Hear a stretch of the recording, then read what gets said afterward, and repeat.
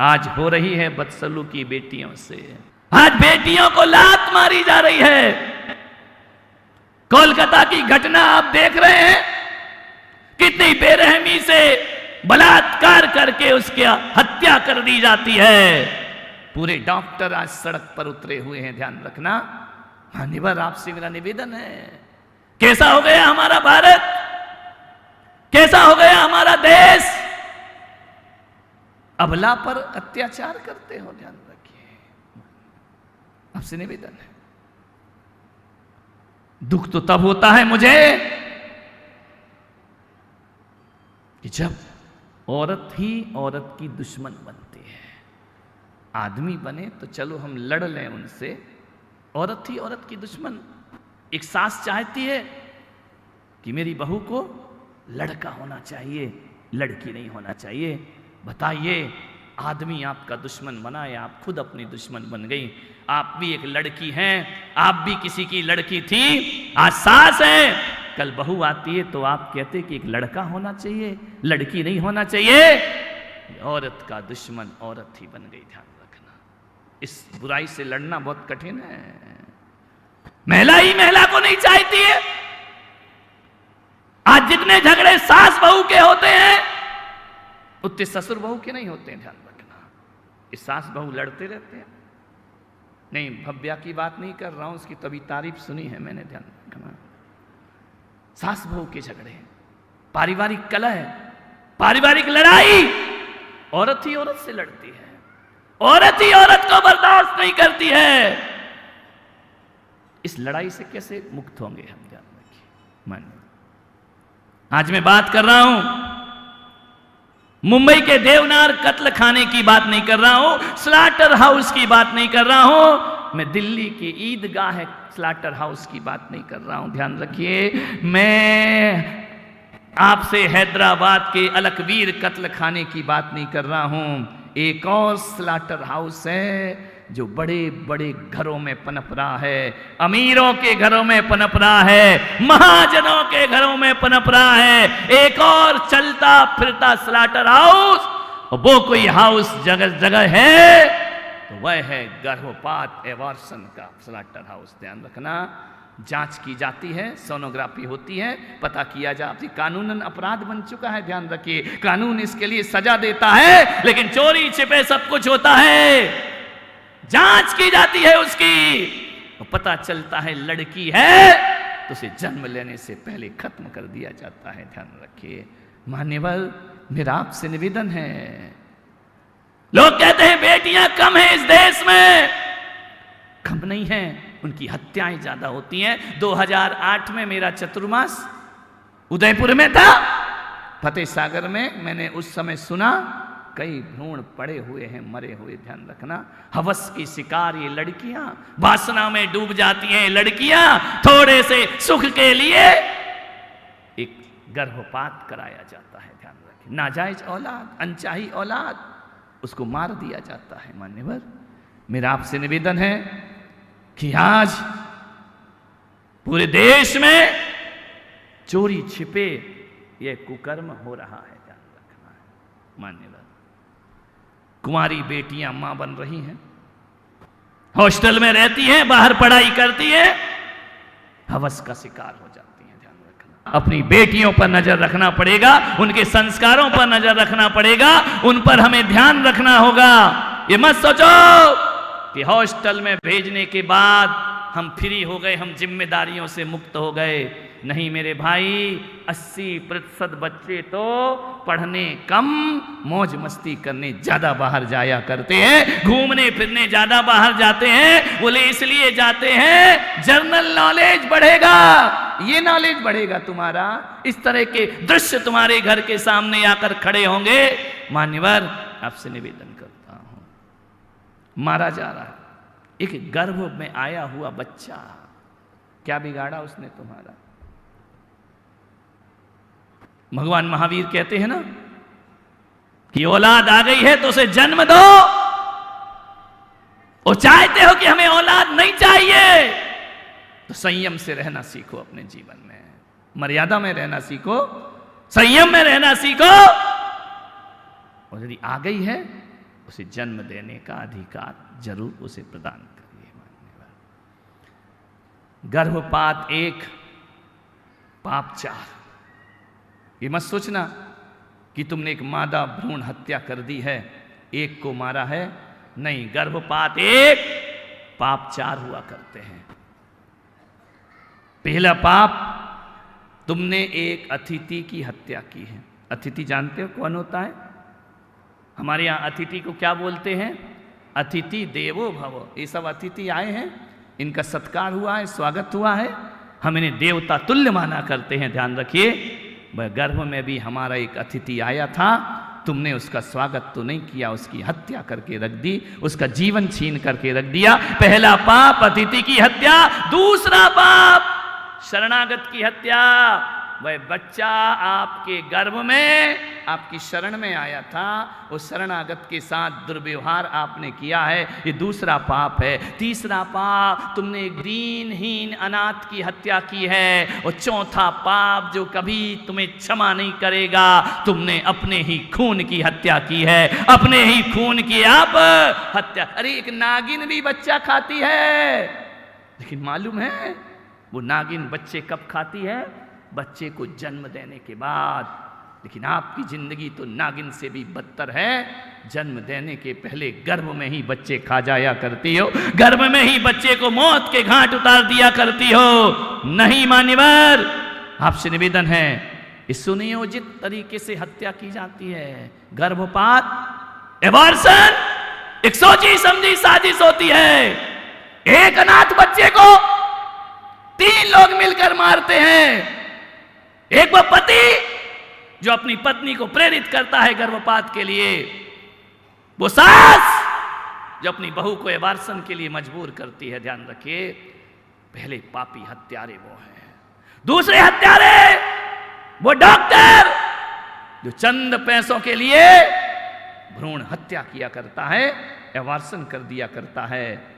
और तीसरी हत्यारिन वो मां जिसे रक्षक कहा जाता है, वही भक्षक बन करके खड़ी हो जाया करती है। कहीं कोई एबार्सन होता है तो 3 हत्यारे हुआ करते हैं। मैं आपसे निवेदन करता हूं, 3 लोग मिलकर के एक बच्चे को मारा जाता है, एक बच्चे का एबार्सन किया जाता है।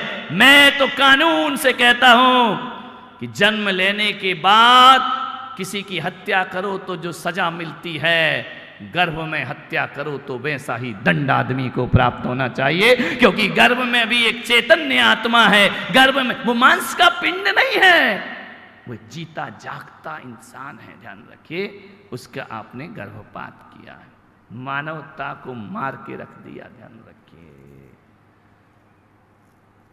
हमारे यहां एक नियम है ना, जिसके घर में कोई सुसाइड कर ले तो 6 महीने का पातक लगता है। मालूम है? 6 महीने वो मंदिर नहीं जा सकता, 6 महीने वो मुनियों को आहार नहीं दे सकता, 6 महीने वो इंद्राणी नहीं बन सकता, 6 महीने वो धर्म का काम नहीं कर सकता। कौन? जिसके घर में कोई सुसाइड करता है। अरे मर गया बोर, सजा मिल रही जिंदा लोगों को। इनने क्या किया है मेरे भाई? लेकिन ये कानून व्यवस्था है। मैं कहता हूं कि जब कोई आदमी सुसाइड करता है और 6 महीने उसका परिवार मांगलिक कार्यों से वंचित रहता है, तो जिसके यहाँ जानबूझकर गर्भपात करा जाता है उसको आजीवन पातक लगना चाहिए। ध्यान रखना, उसने मर्डर किया है, उसने हत्या की है, ऐसे लोगों को मंदिर जाने का अधिकार नहीं होना चाहिए, ऐसे लोगों को मुनियों को आहार देने का अधिकार नहीं होना चाहिए। मक्खन जैसा हृदय मां का होता है, वो मां आज ग्रेनाइट जैसी कठोर हो रही है, अपने बच्चे का गर्भपात करा रही है, अस्पताल जाती है, स्टेशन पर लिटा दिया जाता है, ओटी में भेज दिया जाता है। मालूम है गर्भपात का भयानक दृश्य? कभी देखने का अवसर मिले तो देखना, इतना भयानक दृश्य होता है। उस मां जो गर्भपात कराने आई है, उसके पेट में कैंची जाती है, चाकू जाते हैं, हथौड़ी जाते हैं, उस बच्चे को टुकड़े टुकड़े करके मारा जाता है, उस बच्चे की हत्या की जाती है। बच्चा ऊपर नीचे गर्भ में होता है, स्थान बहुत छोटा होता है, लेकिन उस छोटे स्थान में उस अबोध बच्चे का कत्ल किया जाता है। अरे वो छोटे छोटे हाथ जो कभी माँ के गाल पर हाथ रखते, वो छोटे छोटे गाल जिस पर कल माँ कभी माँ अपना चूमा प्रदान करती, माँ चूमती उन गालों को, वो छोटे छोटे घुंघराले केस जो तरस रहे थे कि जन्म लूंगा तो माँ इन पर हाथ फेरेगी, ध्यान रखना माता ही कुमाता हो गई, माँ ही बच्चे को मार रही है। चाकू जाते हैं धार धार और अंदर जाकर बच्चे की बोटी बोटी की जाती है। बच्चा चीखता है, बच्चा तड़पता है, बच्चा रोता है, वह माँ कह करके बुलाता है, लेकिन कैसी पत्थर दिल माँ है, भीतर की आवाज उसे सुनाई नहीं दिया करती है। डॉक्टर उसकी हत्या कर रहा है, टुकड़े टुकड़े कर रहा है, बच्चे की आवाज है, वो किसी न्यायालय में आवाज नहीं लगा सकता, वो कहीं गुहार नहीं कर सकता, मजबूर है माँ के पेट के अंदर, लेकिन एक निर्दयी माँ उसे टुकड़े टुकड़े करा रही है। बोटी बोटी नोचा जाता है, तोड़ तोड़ कर उसके अंगों को, उसके सिर को फोड़ करके माँ की गोद में आया था जीवन पाने, माँ पालनहार ही मारनहार हो गए। देखते देखते उस बच्चे को जो कभी किलकारियां लेता मौन हो जाता है, पेट में ही मौत देकर एक नली के माध्यम से बच्चा टुकड़े टुकड़े में बाहर आ जाया करता है। बोलिए इतनी हत्यारिन मां, मान्यवर सोचना है किसकी हत्या कर दी हमने, अपनी ही औलाद की। फिर मंदिर में कहते हो सुखी रहें सब जीव जगत के, कोई कभी ना घबरावे। मंदिरों में जाके बड़ी बड़ी बातें करते हो, नहीं सताऊं किसी जीव को, झूठ कभी नहीं कहा करूं, ये भी झूठ बोल रही है, ध्यान रखना। गर्भपात करा के नहीं सताऊं किसी जीव को, चींटी की रक्षा करते हो और अपनी औलाद को पेट में मार दिया करते हो, ध्यान रखना। ये कैसी जिंदगी है तुम्हारी, ये कैसा धर्म है तुम्हारा, ये कैसी आस्था है तुम्हारी, अपनी औलाद के हत्यारे हो जाते हो। चंद रुपयों के लिए वो निकम्मा डॉक्टर मानवता की हत्या कर देता है, ध्यान रखिए। सख्त कानून और होना चाहिए इसके लिए। मैं तो कहता हूं समाज को अब शक्ति पेश करना पड़ेगी। जिस घर में एबार्शन होता है उसे सामाजिक मान्यता नहीं दी जाना चाहिए। हत्यारों को, हिंसकों को किसे कहते हो, जियो और जीने दो, नहीं, नेचुरल हो जाए उसमें आप और हम कुछ नहीं कर सकते हैं, प्राकृतिक रूप से हो जाए कोई कुछ नहीं कर सकता है, लेकिन जानबूझकर कराना, किसी बच्चे को मारना, किसी के प्राण लेना, ये मानवता नहीं हो सकती है।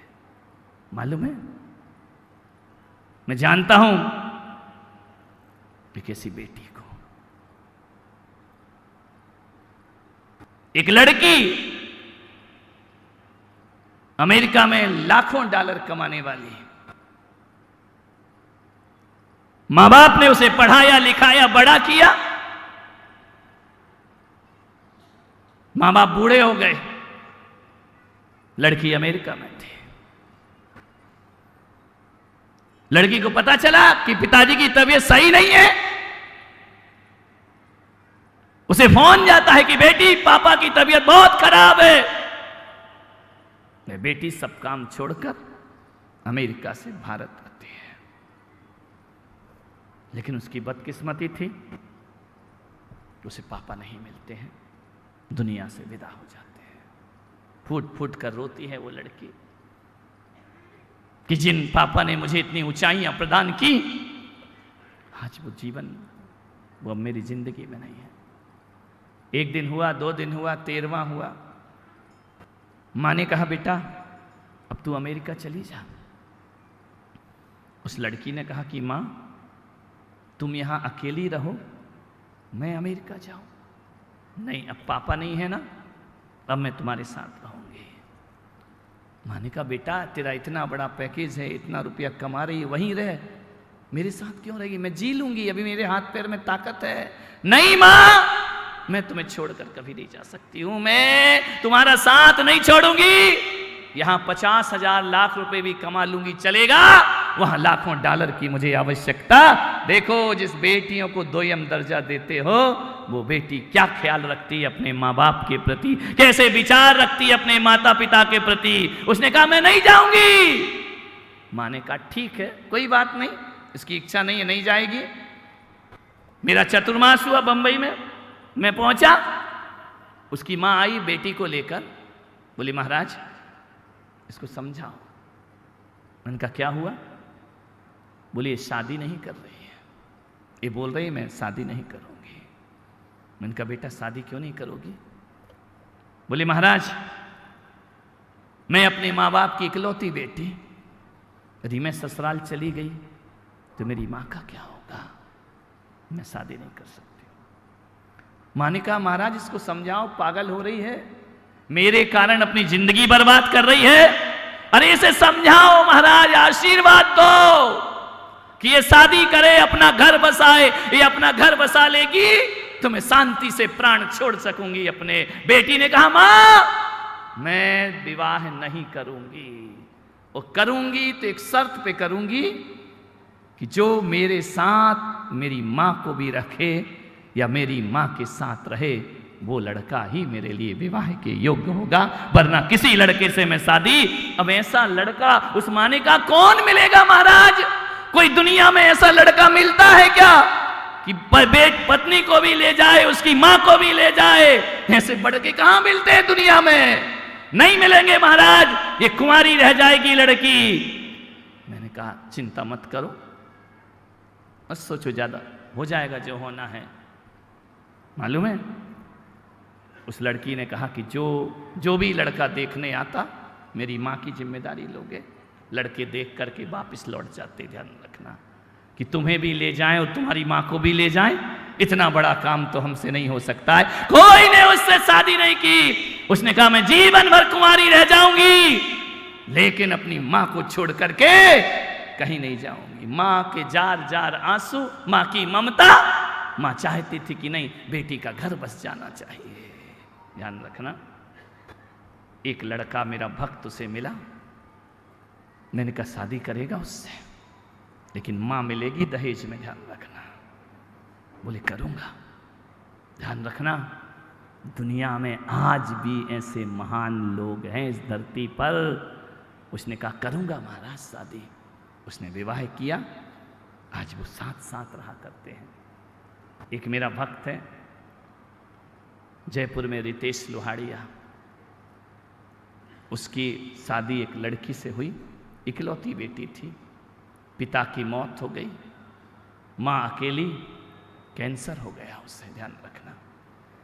उसने कहा कि माँ, पत्नी की माँ को कहा घबराओ नहीं, ये दामाद नहीं, ये बेटा है तुम्हारा, ध्यान रखिए, ये तुम्हारी सेवा करेगा। ध्यान रखना स्थिति कुछ और है, कंडीशन कुछ और है। लड़के के मां भी हैं और पिता भी हैं, दोनों हैं, उसका भी परिवार है। लेकिन मैं जहां तक सोचता हूं कि वो रितेश नाम का लड़का, उसने इतनी सेवा की, अपनी सासू की इतनी सेवा की, इतनी सेवा की, कर ली, ध्यान रखना। लेकिन सबसे बड़ा धन्यवाद मैं उसके माता पिता को देता हूं जिन्होंने अपने बेटे की सास को अपनी मां जैसा समझकर अपने घर में स्थान प्रदान किया।